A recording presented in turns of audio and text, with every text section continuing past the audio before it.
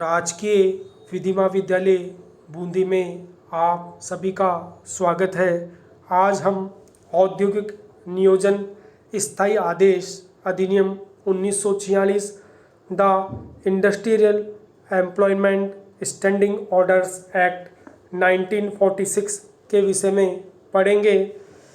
जब कर्मकार को किसी औद्योगिक संस्थान में नियोजन के रूप में रखा जाता है तो उस कर्मकार की नियोजन की क्या क्या शर्तें होंगी तथा उसको किन दशाओं में नियोजन में रखा जाएगा के संबंध में औद्योगिक नियोजन स्थायी आदेश अधिनियम 1946 में प्रावधान किए गए हैं।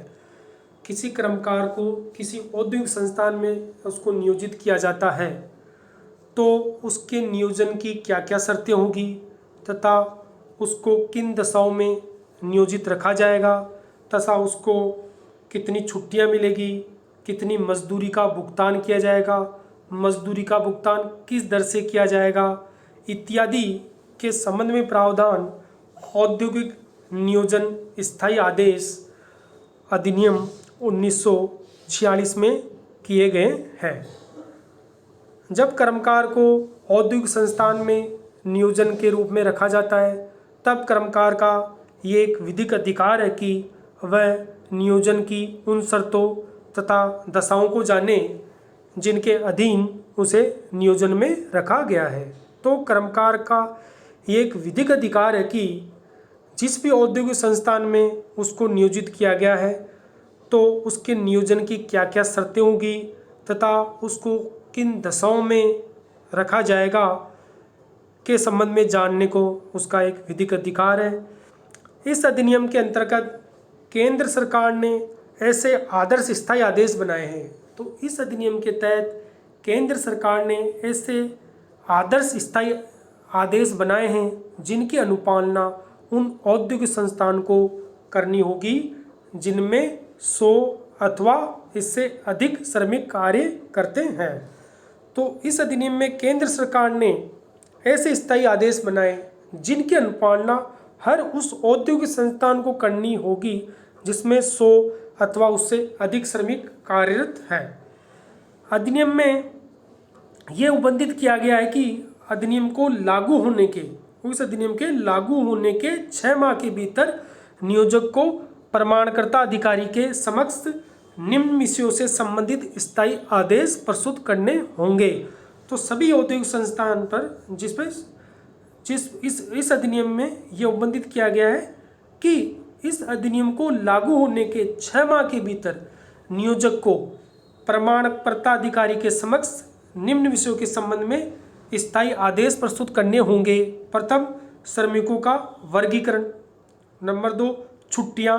नंबर 3, मजदूरी, भुगतान का दिन, मजदूरी की दरें, अवकाश के लिए प्रार्थना पत्र की विधि, सेवा समाप्ति व बर्खास्ती, उसकी बर्खास्तगी, अनुशासनात्मक कार्रवाइयाँ इत्यादि की घोषणा नियोजक को प्रमाणकर्ता प्राधिकारी समक्ष करनी होगी। इस अधिनियम को किस उद्देश्य से अधिनियमित किया गया है? इस अधिनियम का मुख्य उद्देश्य औद्योगिक संस्थानों में औद्योगिक संबंधों से संबद्ध कतिपय नियमों में एकरूपता लाना है। तो इस अधिनियम को अधिनियमित करने का महत्वपूर्ण उद्देश्य है औद्योगिक संस्थानों में औद्योगिक संबंधों से संबद्ध नियमों में एकरूपता लाना है तथा उन्हें समान रूप से लागू करना है। इस अधिनियम के प्रभाव में आने से पूर्व श्रमिकों को ये जानकारी नहीं हो पाती थी कि उन्हें किन किन सेवा शर्तों के अधीन काम करना है। स्थायी आदेश नियोजकों और कर्मकारों दोनों के लिए ही लाभकारी है। तो जो स्थायी आदेश है चाहे नियोजक हो चाहे कर्मकार हो दोनों के लिए ही लाभकारी है। इससे पूर्व नियोजक और कर्मकार के मध्य सामान्य विषयों पर भी संघर्ष की स्थिति उत्पन्न हो जाया करती थी। यह अधिनियम जब नहीं बना था उससे पूर्व अगर कोई सामान्य विषय पर भी संघर्ष की स्थिति उत्पन्न हो जाया करती थी किसमें? नियोजक और कर्मकार के बीच। अधिनियम के अधिनियम के अंतर्गत नियोजक और कर्मकार दोनों ही अपने अधिकारों और दायित्व को जान सकते हैं।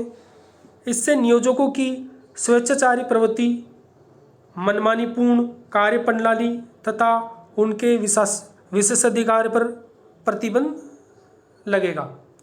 तो इस अधिनियम को जो पारित करने का उद्देश्य था वह औद्योगिक संबंधों से संबंधित जो नियमों में एक रूपता लाना था तथा श्रमिकों को ये जानकारी देना कि उनको किन सेवा शर्तों के अधीन काम में रखा गया है।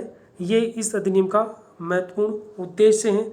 इस संबंध में कुछ महत्वपूर्ण वाद है, जिसमें प्रमुख वाद है एल्यूमिनियम इंडस्ट्रीज एम्प्लॉयज़ बनाम aluminium industries limited AIR 1963 Orissa. उक्त वाद में उड़ीसा उच्च न्यायालय ने स्थायी आदेश की अवधारणा को स्पष्ट करते हुए ये विचार अभिव्यक्त किया कि स्थायी आदेश का उद्देश्य दोनों पक्षकारों को ये स्पष्ट कर देना है कि किन निर्बंधों और शर्तों पर कर्मकारगण कार्य करने के लिए अपने आप को समर्पण कर रहे हैं। तो क्या उद्देश्य है इसका?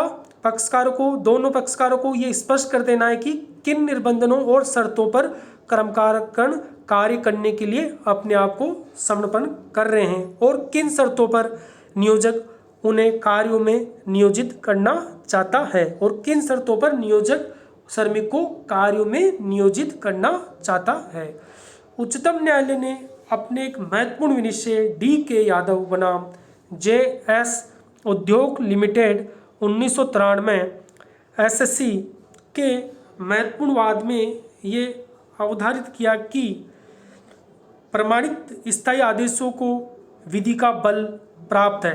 जो प्रमाणित स्थायी आदेश है उसको विधि का बल, फोर्स ऑफ लॉ प्राप्त है।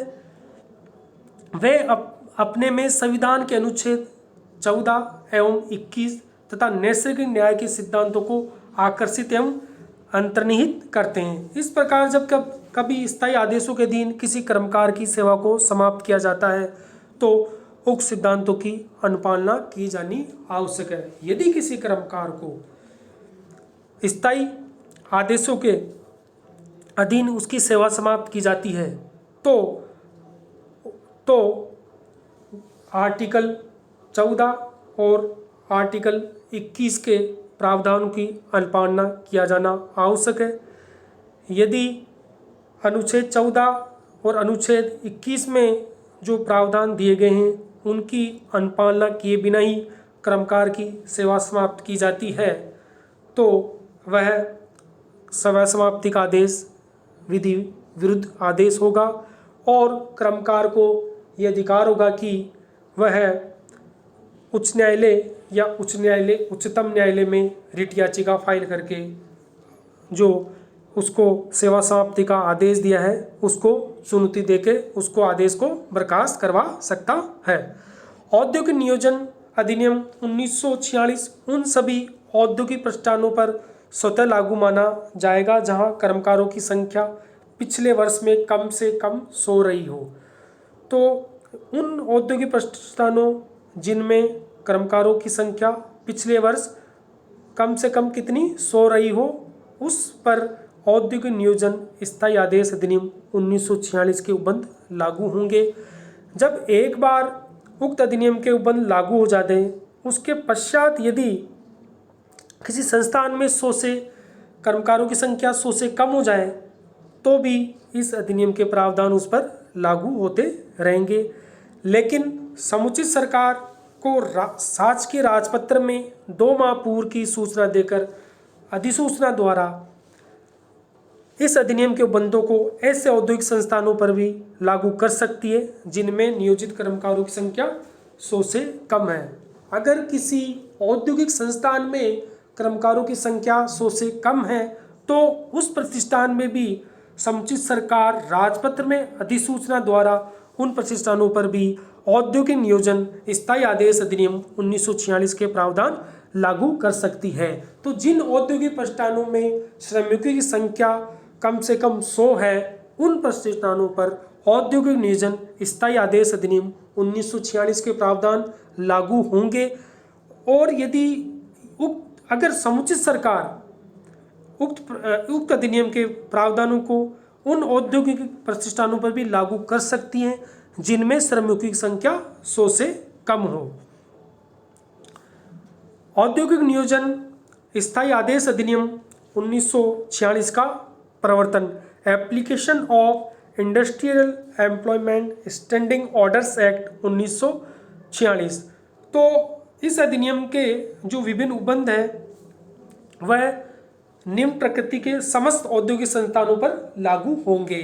तो औद्योगिक नियोजन स्थायी आदेश अधिनियम 1946 के जो उपबंध है वह निम्न प्रकृति के औद्योगिक प्रतिष्ठानों पर लागू होंगे। नंबर 1, ऐसे औद्योगिक संस्थान जो भारतीय संघ में स्थित है। ऐसे सभी औद्योगिक संस्थानों पर जो भारतीय संघ में स्थित है। जिन औद्योगिक संस्थानों में 100 अथवा उससे अधिक कर्मकार नियोजित है अथवा कार्यरत है, और जिन औद्योगिक संस्थानों में 100 अथवा उससे अधिक कर्मकार नियोजित है वहाँ भी इस अधिनियम के उपबंध लागू होंगे। पिछले 12 महीने के पूर्व किसी भी दिन 100 अथवा उससे अधिक कर्मकार नियोजित किए गए हों। अगर पिछले जो लास्ट 12 महीने के पूर्व किसी भी दिन 100 अथवा उससे अधिक कर्मकार नियोजित किए गए हैं तो वहाँ भी इस अधिनियम के प्रावधान लागू होंगे। समुचित सरकार को ये शक्ति प्राप्त है कि वह ऐसे औद्योगिक प्रतिष्ठानों में भी इस अधिनियम के उपबंध लागू कर सकती है जहाँ पर 100 से कम कर्मकार नियोजित किए गए हों, परंतु इसके लिए समुचित सरकार को इस आशय की 2 माह के नोटिस द्वारा सूचना देनी आवश्यक है। तो अतः उन औद्योगिक प्रतिष्ठानों जिनमें श्रमिकों की संख्या 100 से कम है वहाँ भी समुचित सरकार को ये अधिकार है कि वह इस अधिनियम के प्रावधान लागू कर सकती है, परंतु समुचित सरकार को संबंधित औद्योगिक संस्थान को उक्त आशय का 2 माह के नोटिस दिया जाना आवश्यक है। औद्योगिक नियोजन स्थायी आदेश अधिनियम 1946 निम्नलिखित प्रकृति के उद्योगों पर लागू नहीं होंगे। अब 1946 के जो उपबंध है वह किन किन औद्योगिक प्रतिष्ठानों पर लागू नहीं होंगे। नंबर 1, किसी ऐसे उद्योग में जहाँ बम्बई औद्योगिक संबंध अधिनियम 1946 के अध्याय 7 के उपबंध लागू होते हैं, तो ऐसे प्रतिष्ठान पर लागू नहीं होगा। जहाँ किसी ऐसे उद्योग में जहाँ बम्बई औद्योगिक संबंध अधिनियम 1946 के अध्याय 7 के उपबंध लागू होते हैं। किसी ऐसे औद्योगिक संस्थान में जहाँ मध्य प्रदेश औद्योगिक नियोजन आदेश 1961 के उपबंध लागू होते हैं, तो उन औद्योगिक प्रतिष्ठानों में लागू नहीं होगा जहाँ पर बॉम्बे औद्योगिक संबंध अधिनियम 1946 के अध्याय 7 के उपबंध लागू हैं। किसी ऐसे औद्योगिक संस्थान में जहाँ पर मध्य प्रदेश औद्योगिक नियोजन आदेश 1961 के उपबंध लागू है वहाँ पर औद्योगिक नियोजन स्थायी आदेश अधिनियम 1946 के प्रावधान लागू नहीं होंगे। एब्रो इंडियन लिमिटेड बनाम द्वितीय औद्योगिक न्यायाधिकरण पश्चिम बंगाल AIR 1972 सुप्रीम कोर्ट के विनिश्चय में उच्चतम न्यायालय ने ये अभी निर्धारित किया कि स्थायी आदेशों में निवृत्ति की आयु के संबंध में किए गए उपबंध संस्थान के समस्त कर्मकारों पर लागू होंगे। उच्चतम न्यायालय ने क्या निर्धारित किया, स्थायी आदेशों में निवृत्ति के आयु के संबंध में किए गए उपबंध सभी संस्थानों के समस्त कर्मकारों पर लागू होंगे, चाहे वे स्थायी आदेशों को समस्त कर्मकारों को लागू होंगे, चाहे वे स्थायी आदेशों को लागू होने से पहले अथवा पश्चात तिथि से सेवा में नियोजित किए गए हों, चाहे वे स्थायी आदेशों को लागू होने से पहले या लागू होने के पश्चातवर्ती तिथि से सेवा में नियोजित किए गए हों। किसी औद्योगिक संस्थान में स्थायी आदेशों का अथवा नियमों के न होने की स्थिति में अर्थात उसके अभाव में कर्मकारों और नियोजकों के पारस्परिक संबंध को तत्संबंध विधि द्वारा नियंत्रित किया जाता है। तो औद्योगिक नियोजन स्थायी आदेश अधिनियम 1946 का जो मुख्य उद्देश्य है वह है कि कर्मकार के कौन कौन सी नियोजन की शर्तें होगी और उसको किन दशाओं में रखा जाएगा के संबंध में उक्त अधिनियम में प्रावधान किए गए हैं। Thank you.